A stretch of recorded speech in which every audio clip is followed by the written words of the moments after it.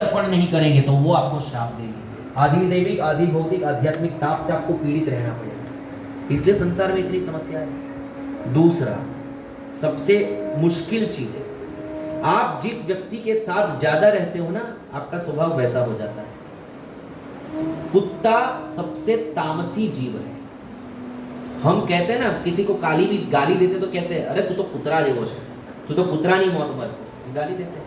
क्यों कुत्ता? गधे की मौत या सुअर की मौत ऐसा तो नहीं बोलते, कुत्ते की मौत। क्योंकि 84 लाख योनि में वही योनि सबसे तामसी है, अपवित्र है। अब आप उसी को अपने घर में लाएंगे और उसी का पालन पोषण करेंगे तो आप में भी वही संस्कार आएंगे।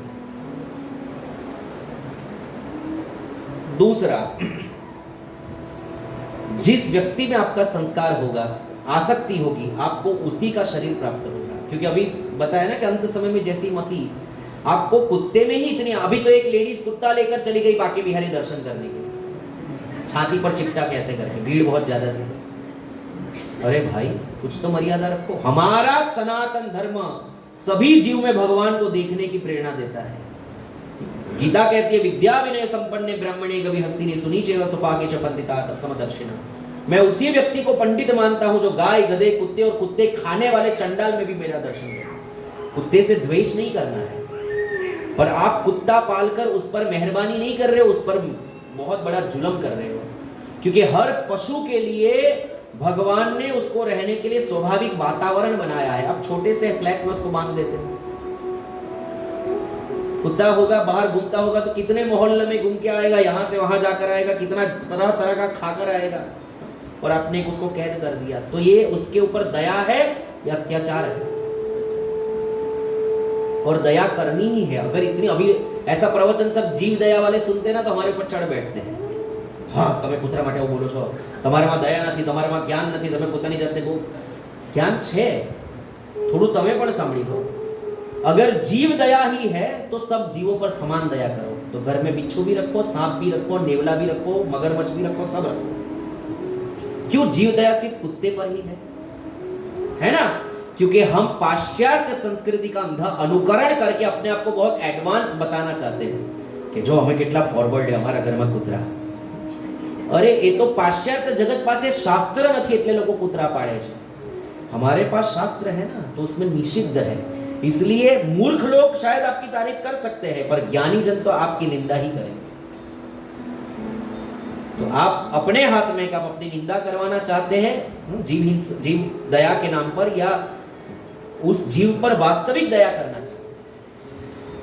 तो आप अगर कुत्ता पालेंगे, एक उदाहरण भागवत में है, ऋषभदेव जो भगवान के 8वें अवतार थे, जिनके बेटे का नाम भरत है, और जिस भरत से अपने देश का नाम भारत हुआ, उससे पहले अपने देश का नाम अजनाब वर्ष। लेकिन अजनाब राजा बहुत अज नाम के बहुत वीर राजा थे, उसके ऊपर हमारे देश का नाम अजनाब था।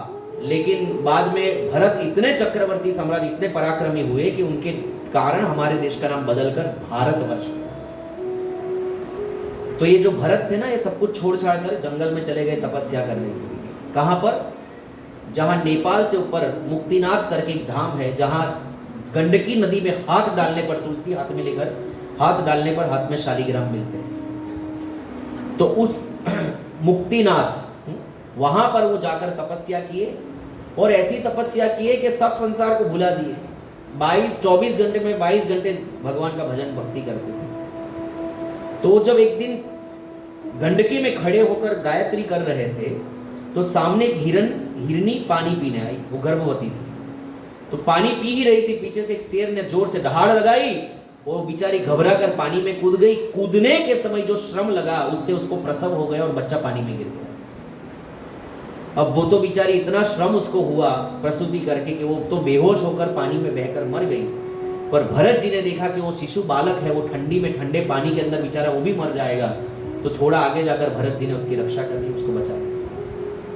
करना तो ये चाहिए था कि बचाकर उसको थोड़ा बड़ा करके छोड़ देना चाहिए। लेकिन ये ऐसी आसक्ति है ना संसार की, भगवान की माया ऐसी है कि चक्रवर्ती सम्राट थे भरत, 7 द्वीपों के राजा, सब कुछ छोड़कर आए थे, और सबकी आसक्ति छोड़कर इस हरण में आसक्ति लग गई। अब जो 22 घंटा भजन करते थे ना वो धीरे धीरे कम होने लगा। हाँ, अब उसको लेकर घूमते थे, उसको अपने आप को चटवाते थे, उसके साथ खेलते थे। जब वो गायत्री करते थे, जब करते और वो आता हिरन तो जब की माला साइड पे रखकर उसको गोद में लेते। धीरे धीरे धीरे धीरे भजन कम होने लगा। और एक दिन तो ऐसा आया कि भजन भजन सब छूट गया और इतना प्रेम लगा करके रखे भरत जी उसे कि अपनी छाती से भी दूर नहीं करते। लोग कुत्ता लेकर ही चलते ना, हर जगह निकलते हैं, शॉपिंग करने जाए तो कुत्ता लेके चलते। हमारे दुकान में तो हमने बाहर ही बोर्ड मार दिया है, यहाँ कुत्ता अलाउड नहीं, कुत्ते जैसे लोग अलाउड है। क्योंकि आज हम वैसे ही हो गए, सब छोटी छोटी बात पर एक दूसरे को काटने दौड़ते हैं। तो फिर हमने छूट इतनी दी है कि ऐसे आदमी चल सकते हैं पर कुत्ते तो कम से कम नहीं। क्योंकि हमारी ऑफिस में, हमारी दुकान में भी भगवान की सेवा है और अगर कुत्ता प्रवेश कर जाएगा तो हमको उसको पूरा फिर गंगा जल से और गोबर से और गौमूत्र से पवित्र करना पड़ेगा। ये विधान है और इसको मानना चाहिए। शास्त्र को एज इट इज मानना चाहिए, उसमें अपनी बुद्धि नहीं लगानी चाहिए। तो भरत जी का मन हिरण में लग गया। हिरण गया जंगल में, बड़ा हो गया अब तो जंगल में चला गया। उसका स्वाभाविक चंचल होता है बहुत। जंगल में घुस गया, जंगल में दावानल लग गई, आग लग गई, चारों तरफ से आग लग गई और वो हिरण उसके अंदर फंस गया। अब भरत जी तो इतने आसक्त थे कि हिरण को बचाने में उनको पता ही नहीं चला कि चारों तरफ आग भभक रही है। वो घुस गए और हो हिरण मैं तुम्हारे बगैर रह नहीं सकता, तुम मुझे छोड़कर कहाँ चले गए, ऐसा विलाप करते करते उस अग्नि में जल के भस्म हो गए। और तुरंत दूसरा जन्म हिरण का मिला, क्योंकि अंत समय में हिरण की आसक्ति थी ना। विचार करो, भगवान ऋषभदेव, उसका बेटा भरत चक्रवर्ती सम्राट, और वो हिरण बना। भागवत में प्रसंग है। लेकिन भक्ति के संस्कार सभी योनियों में साथ में चलते हैं। भरत जी ने भजन किया था अच्छा, इसलिए उनको याद आ गया कि मेरी गलती के कारण मुझे योनि प्राप्त हुई। वापिस गए जहां भरत जी तपस्या करते थे और गंडकी के बर्फ के जल में आधा शरीर डुबोकर वो उसी मंत्र का जप करते जो मंत्र का जप भरत जी करते थे। और उस मानसिक मन को जप कर उस हरण ने अपना शरीर छोड़ दिया और तीसरा जन्म हुआ किसी ब्राह्मण के घर में। वहां पर भी उसका नाम भरत ही रखा गया। पर अब उसको पता था कि एक हिरण में आसक्ति रखने पर मेरी ही गति हुई। अब भाई भी थे, बहन भी थे, पिताजी भी बड़े दयालु थे ब्राह्मण कुल में। उसको चल भाई तू कुछ ये पढ़ ले, कुछ शादी कराना पढ़ ले, सत्यनारायण की कथा पढ़ ले, पर उस कुछ भी पढ़ते नहीं थे। क्योंकि उनको पता था कि ये सब करूंगा तो संसार में वापिस घुस जाऊंगा। भरत के शरीर में तो सब छोड़ छाड़ कर आया था, हिरण में मन लग गया। अब ना मेरे भाई में मन लगाना है, ना पिता में, ना माता में, ना समाज में, ना किसी में। पागल के जैसे रहते। और उसी प्रकार पागल के जैसे रहने के कारण उनका नाम ही हो गया जड़ भरत। क्या नाम हो गया? जड़ भरत। बहुत सुंदर विषय है, इसके ऊपर बहुत चर्चा कर सकते हैं। और फिर जड़ भरत और रहुगण राजा का संवाद है, वो संवाद भी सुनने लायक है। वो भी इसकी चर्चा में भी करूंगा, आएगा उसमें से एक पार्ट आएगा। इसीलिए कुत्ता घर में पालना नहीं चाहिए, क्योंकि उसमें अगर आसक्त हो गए, हाँ, लोग तो उसका फ्यूनल भी करते हैं, उसकी फोटो घर में लगाते हैं, हाँ, डीपी पर उसकी फोटो रखते हैं। क्या है? भगवान में मन लगाना है। भगवान बार बार कहते मन मना भव मद भक्तो मध्याजीवम नमस्कुरु। अपना मन मुझे दो, मन मुझ में लगाओ, मन मुझ में लगाओ। तक लगाना था भगवान में, अपने कुत्ते में लगा दिया। हाँ?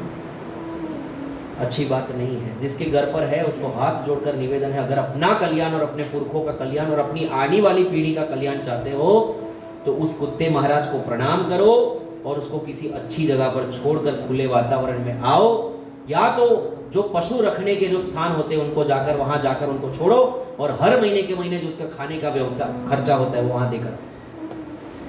क्योंकि हमारे सनातन धर्म में गाय घर के अंदर है और कुत्ते घर के बाहर है। पहली रोटी गाय की है और आखिरी रोटी कुत्ते की है। मतलब कि गाय से लेकर कुत्ते तक सभी जीवों के प्रति दया रखनी है, पर सबका स्थान अलग अलग है। गाय घर में है और कुत्ता घर के बाहर है। दया सबके प्रति है और अपने अपने स्थान पर। सब जीवों में दया करो, पक्षियों को भी डालो, उसको पानी पीने के लिए व्यवस्था करो, चींटी मकोड़ों को भी कुछ डालो, सब जीव पर उनके स्थान पर घर में। तो मरने के बाद जैसा जैसा हमने बोया होगा वैसा वैसा प्राप्त करेंगे। सहज समझ।